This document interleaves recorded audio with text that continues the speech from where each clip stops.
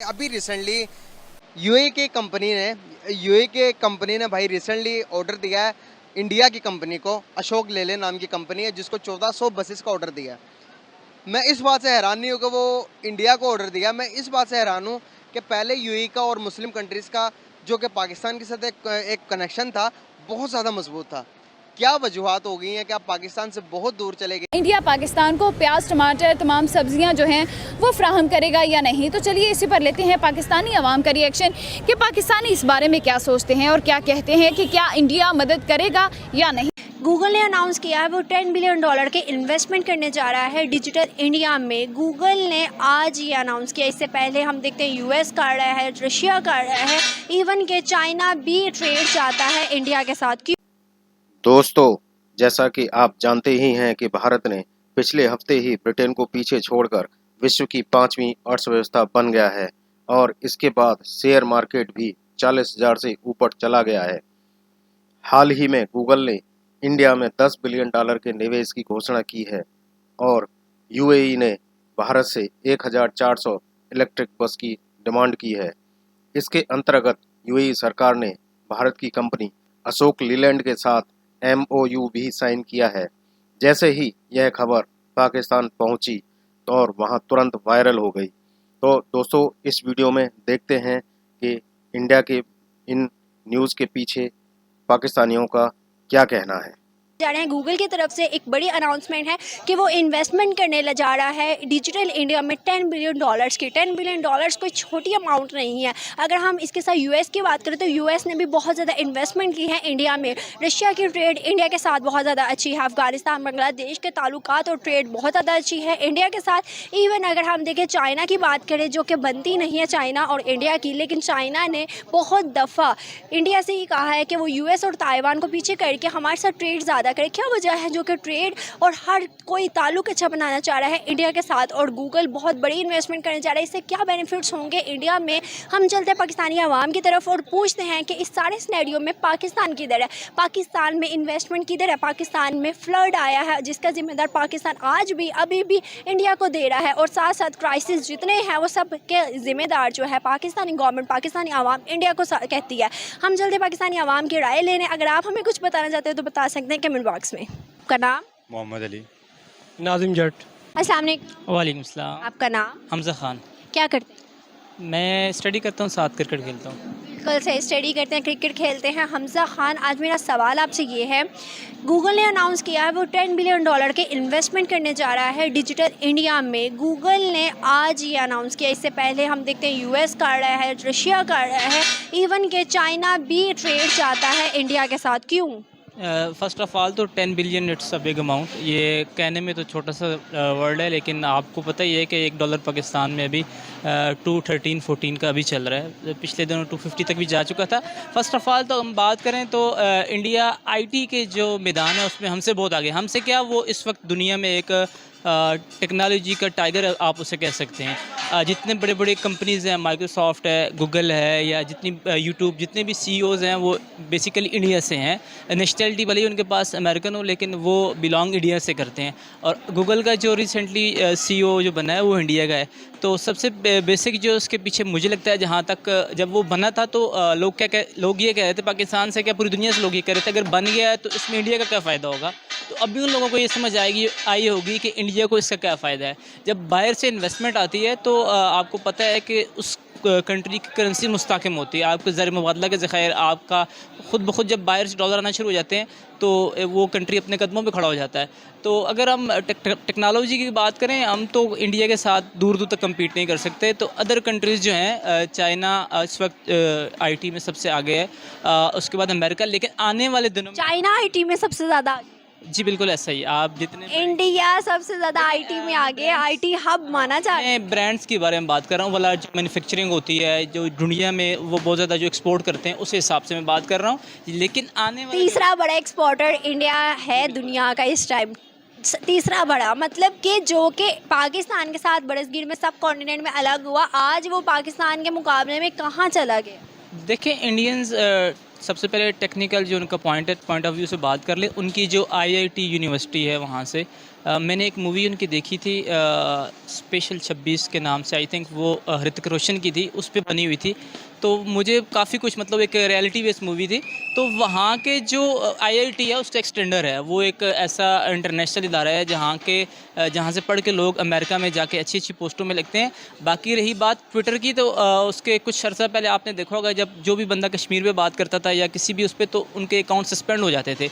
आज तक हम ट्विटर का पाकिस्तान में ऑफिस नहीं खुल सका, अगलों ने CEO अपना लगवा लिया है। यहाँ अमेज़ॉन की अब सर्विस भी बहुत हद तक कम कर दी गई है और इवन कुछ एरियाज़ में ख़त्म कर दी। देखिए ना, अब अमेज़ॉन तो चले, वो तो एक हो गया बिजनेस पर्सपेक्टिव व्यू से। उसके बाद पेपाल अभी तक पाकिस्तान में नहीं आ सका, इतना बड़ा मुख्तार कंट्री नहीं बनाना चाहता। नहीं बनाना चाहते, बिल्कुल ऐसा ही है। अब पेपाल को देखें, अब जो हमारे लोग, मेरे काफ़ी सारे दोस्त हैं फ्रीलांसिंग करते हैं, उन्होंने जो बाहर से अपनी पेमेंट्स मंगवानी होती है पेपाल के थ्रू, पेपाल पाकिस्तान में है ही नहीं है। हमें इतना वेस्टर्न यूनियन के थ्रू पेमेंट्स जाकर निकलवानी होती है, इतना मुश्किल है हमारे लिए। जब तक ये इन चीज़ों का हम सपोर्ट नहीं करेंगे या हमारी गवर्नमेंट, तो तब तक हम आगे नहीं निकल सकते। बाकी रही बात उनके CEO की, आज गूगल ने इन्वेस्ट की है, कल हो सकता है माइक्रोसॉफ्ट इन्वेस्ट करे, तो ये उनका एक्सटेंडर है। ये उन पे दुनिया भरोसा करती है। कि वो उनके जो लोग बाहर जाते हैं, बड़ी बड़ी कंपनीज में जाते हैं, वो अपने मुल्क का बैक सोचते हैं। हमारे यहाँ से कोई फॉरेन कंट्री में चला जाता है, वो अपने घर का सिर्फ सोचते हैं। ऐसा ही है, हमारे लोग एक कहावत मशहूर है जो फॉरेन कंट्रीज़ में होते हैं,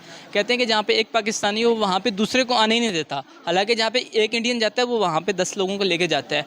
उन लोगों ने अपने मुल्क का सोचा है, और हमने बेसिकली, मैं खुद अपना कह लूँ तो मैंने अपनी ज़ात का सबसे पहले सोचना होता है। जब हम इस मुल्क का सोचना शुरू कर देंगे तो जाहिर सी बात है हम दुनिया के अच्छे ममालिक को कम्पीट करना शुरू कर देंगे। आज आने वाले दिनों में, मैं आपको ये बात आज प्रिडिक्ट कर देता हूँ, आने वाले 2, 4, 5, 10 सालों में इंडिया सबसे बड़ा एक्सपोर्टर भी होगा। IT के मैदान में ऑलरेडी वो बहुत आगे हैं, लेकिन वो अपने कदमों पे खड़े हो जाएंगे। हम सिर्फ बातें करते रह जाएंगे, वहाँ पे टॉयलेट्स नहीं है, वहाँ पे गुर्बत है, वहाँ पे बला बला, ये सब बातें मैटर नहीं करती है। ग्राउंड रियलिटीज़ मैटर करती है कि वहाँ पे ग्राउंड पे क्या हो रहा है। आज देखें पाकिस्तान में इतना फ्लड है, सैलाब है, किस वजह से है? डैम नहीं बन पाए। अगर उन्होंने डैम बनाए हैं वहाँ पे, उन्होंने सैलाब, इतना बड़ा कंट्री है और इतना ज़्यादा उनके पास पानी है, लेकिन स्टोर किया है उन्होंने अपने आने वाली नस्लों के लिए।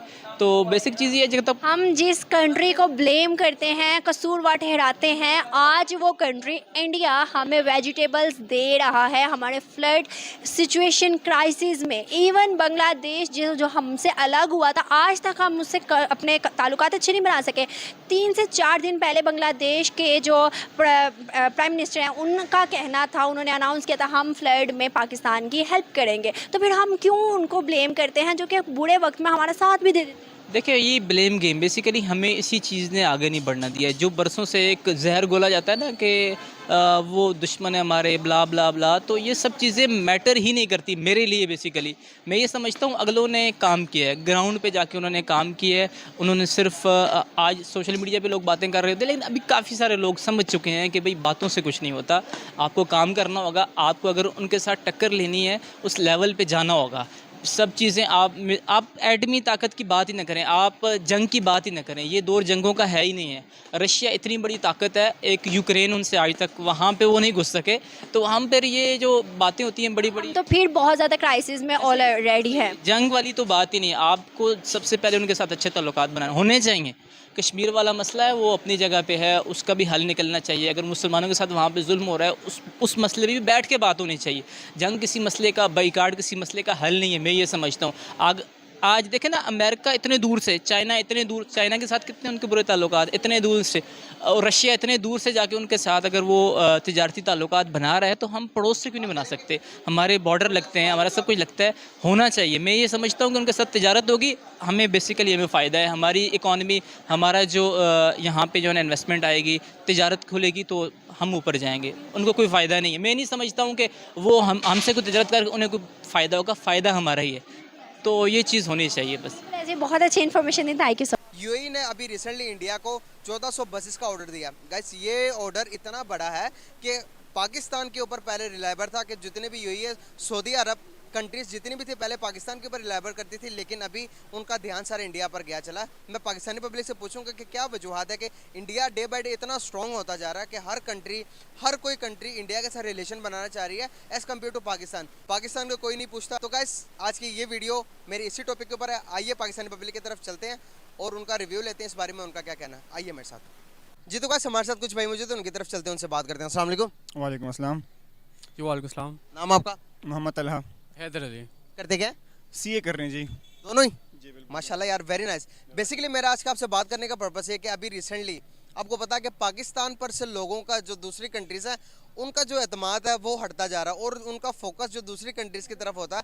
पहले एक टाइम था कि हम देखते थे कि बड़े से बड़े फैसले, छोटे से छोटे फैसले पाकिस्तान के हाँ ना पर होते थे, जो मुस्लिम कंट्रीज़ है, मैं उनकी बात कर रहा हूँ। तो अभी क्या वजूहत है कि पाकिस्तान पर किसी भी मुस्लिम कंट्रीज़ का ध्यान ही नहीं है, दूसरी कंट्रीज़ की तरफ डाइवर्ट हो चुका। अभी मैं आपको रिसेंटली बताऊँ कि इंडिया को ऑर्डर मिल चुका है यूएई की तरफ से। यूएई ने ऑर्डर दिया है कि आपने तकरीबन 1400 बसेस बनानी, स्कूल बसेस। क्या समझते हैं आपके, क्या वजूहत है पाकिस्तान से लोगों का ध्यान क्यों हटता जा रहा है? हम देख रहे हैं कि मतलब अभी रिसेंट जो गवर्नमेंट आई है उन्होंने मतलब इंपोर्ट्स बैन कर दिए। मतलब अगर हम कोई चीज़ मंगवाएंगे नहीं पाकिस्तान में तो हमसे कोई लेगा क्यों? तो मतलब एक्सपोर्ट्स हम तभी कर लग्जरी आइटम्स पर पाबंदी लगाई थी उन्होंने, तो लग्जरी आइटम्स पे भी अगर दूसरी इंपोर्ट भी करते हैं तो उससे भी अभी नुकसान है कि जो आम रहा ज़िंदगी की जो सामान है वो भी अगर इंपोर्ट करते हैं तो अभी हम बात करें, मैं बात करूंगा आपको इंडिया के बारे में, थोड़ी सी 2 की एग्जांपल देकर समझाऊंगा कि इंडिया क्यों डेवलप होता जा रहा है, क्यों उसकी इकोनॉमी दुनिया में मानते हैं। अभी इंडिया को ये ऑर्डर मिला तो इसके पीछे भी कोई ना कोई वजह होगी। इंडिया की आप इकोनॉमी की अगर देखेंगे, इंडिया के अगर जीएसटी के बारे में आप सर्च करेंगे तो आप हैरान रह जाएंगे। इस कदर डेवलप होता जा रहा है इंडिया। इंडिया के डेवलप होने के पीछे आपको क्या वजूहत लगती हैं? जो उनके पॉलिटिशियन है वो लॉयल है अपने मुल्क के साथ या फिर उनकी आवाम अपने मुल्क के साथ लॉयल है? क्या कहना चाहेंगे इस बारे में?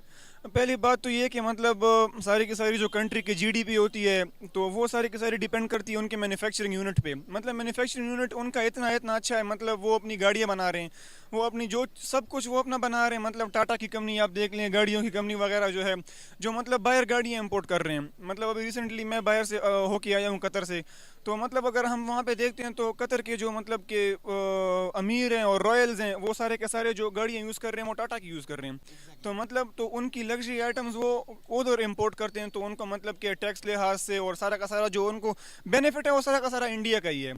तो इस लिहाज से मतलब हमारे मैन्युफैक्चरिंग यूनिट्स इतने नहीं हैं, हम जितने मतलब टैक्सेस इंपोज कर रहे हैं पाकिस्तान में और सारा का सारा, तो वो मतलब हमारे मैन्युफैक्चरिंग यूनिट्स को बहुत इफेक्ट कर रहा है, जिसकी वजह से मतलब हम मैन्युफैक्चरिंग कंपनी सारी की सारी वो बंद हो रही हैं, खुलने की बजाय मतलब बंद हो रही हैं। गवर्नमेंट कोई सब्सिडीज़ वगैरह नहीं दे रही है, टैक्सेस वगैरह ज़्यादा बढ़ रहे हैं और सब्सिडीज़ वगैरह गवर्नमेंट नहीं दे रही है, तो उसकी वजह से सारे के सारे आपको काट रहा हूँ।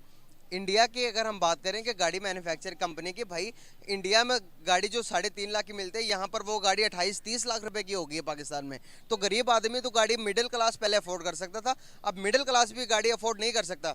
उनमें क्या स्पेशल बातें हैं मैं आपको बताऊंगा। अमेरिका के बाद अगर दूसरे नंबर पर गाड़ी मैन्युफैक्चर पे अगर आप आएंगे तो इंडिया दुनिया की दूसरी वर्ल्ड बड़ी बिगेस्ट इंडस्ट्री है गाड़ी मैन्युफैक्चर के अंदर। इटली आप लगा लें, कतर आप ले लें, यूएई की जितनी भी सिटीज़ हैं, आप जितने मर्जी सिटीज़ उठाकर देख लें, वहाँ पर जो इंडिया की टाटा कंपनी, महिंद्रा कंपनी की जो गाड़ियाँ, वहाँ पर वो पुलिस और आर्मी के तौर पर इस्तेमाल होती हैं, गाड़ियों के तौर पर। देखें ना, पाकिस्तान में 1947 से लेकर अभी तक गाड़ी मैन्युफैक्चर कंपनी नहीं बनी। इसका जिम्मेदार कौन है कि अभी तक ये इस बारे में काम नहीं कर रहे? गाड़ियाँ किसी भी मुल्क के लिए कितना अहम किरदार अदा करती हैं? जी देखें, गाड़ियाँ मतलब एक ऐसी आइटम है जो मतलब कंट्री में खुद भी यूज़ होती हैं और अगर आपकी प्रोडक्ट अच्छी हो तो वो बाहर वाले ही मतलब उसको वो करते हैं कि हाँ हम भी ये मतलब यूज़ करना चाहेंगे। तो इस लिहाज से मतलब अगर आप देखें जो यूनिट्स मतलब पाकिस्तान में लगे हुए हैं, टोयोटा की हो गई, सुजुकी की हो गई, होंडा की हो गई, होंडा की तो मतलब बहुत ही कम है, और मतलब टोयोटा की भी जो वो है वो भी मतलब वो लोग बंद किए जा रहे हैं। तो वो इसी वजह से क्योंकि सिर्फ असेंबल होती है ना, मैन्युफैक्चर नहीं होती। जी, तो मतलब अगर हम बाहर से गाड़ी कोई इंपोर्ट करते हैं, वो मतलब 1 लाख रुपए की गाड़ी है, तो यहाँ पे पाकिस्तान में 333% टैक्स है।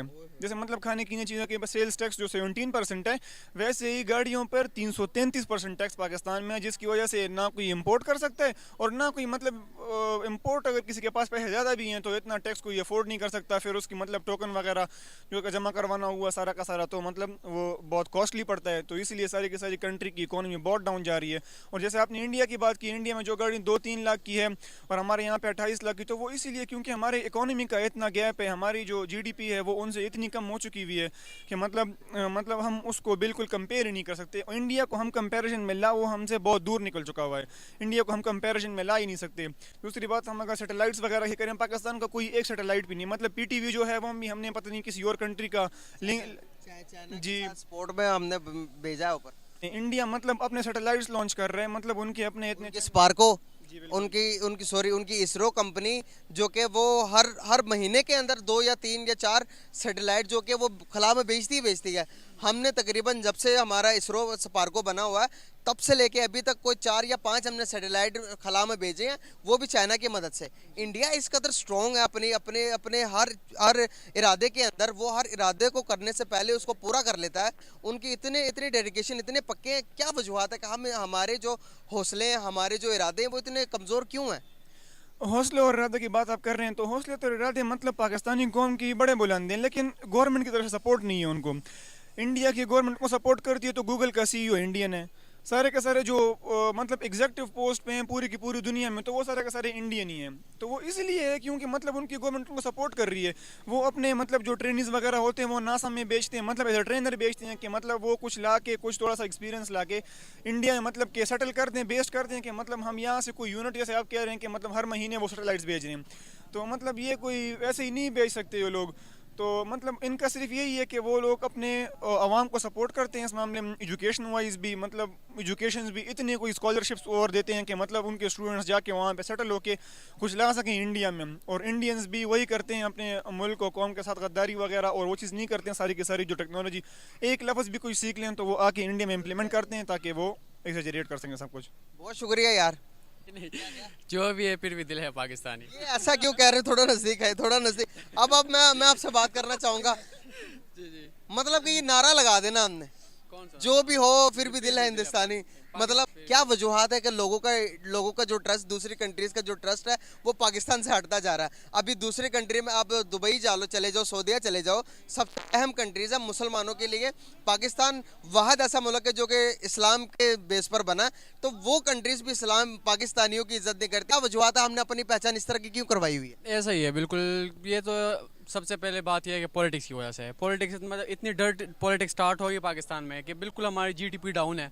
जीडीपी की वजह से हमारी रिस्पेक्ट नहीं है। यार मैं आपको एक बात बताना चाहूँगा कि हम अपने ब्लेम्स, वो इकबाल का मुझे शेर यहाँ पर याद आ गया, मुझे हंसी आती है हसरत इंसान पर, गलती खुद करता है और इल्ज़ाम शैतान को देता है। तो यहाँ पर हम गलती हमारी अपनी है और हम कहते हैं कि भाई पॉलिटिशियन ऐसे पॉलिटिशियन। कुरान मजीद में लिखा गया है कि जैसी अवाम होगा वैसे हुक्मरान होंगे। तो भाई हमारे अमाल हमारे सामने आ नहीं रहे। फॉर एग्जाम्पल कि मैं आपके साथ ट्रेड कर रहा हूँ, आप मेरे साथ धोखा कर रहे हो, उसमें हुक्मरानों का तो कोई कसूर नहीं है ना, आपकी अपनी गलती है ना। तो हमें अपनी गलती तस्लीम कर लेनी चाहिए या नहीं? बिल्कुल ऐसा ही है। हम खुद ठीक होंगे तो पॉलिटिशियन में हमारे वैसे ही की वजह से। आपकी बात बिल्कुल सही है। Exactly. अभी इंडिया के अंदर आप चले जाओ, बात करेंगे तो उनको आप बताओगे ना कि आप में ये मसला है, वो कहेंगे जी भाई मेरे अंदर ये मसला है, इसको मैं ठीक करूंगा। वो अपनी गलती मानते हैं। जब तक आप अपनी गलती मानेंगे नहीं, उसको कैसे ठीक करेंगे? पॉसिबल है? इसके बारे में क्या कहूँ मैं आपको, आपके पास कुछ है तो आप जब आप अपनी गलती नहीं मानेंगे, गलती ठीक कर सकते हैं? नहीं, गलती मान के ही मतलब सुधारी जा सकती है। अगर हम अपनी गलती मानेंगे नहीं तो सुधारेंगे कैसे?